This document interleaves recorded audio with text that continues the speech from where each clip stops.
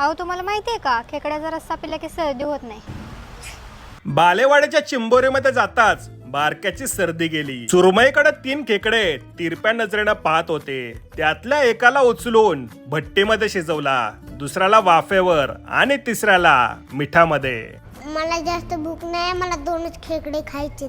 सामन्याच्या सुरुवातीला नदीतला पत्राणी खेकडा हिरव्या शालूमध्ये आला. बारक्याला खेकडा खायचं प्रात्यक्षिक करून दाखवलं. तसं त्यानं मसाल्यातल्या लाल खेकड्याला स्वबळावर यमसाधनी धाडलं. आजीला म्हटलं याला पुण्यात खेकडा आणि कोकणात चिंबोरी म्हणतात. आजी म्हटली स्वभावामुळे. कॅमेरामन कोल्हापुरी असल्यानं त्याने दातानीच खेकड्याचा मनका मोडला.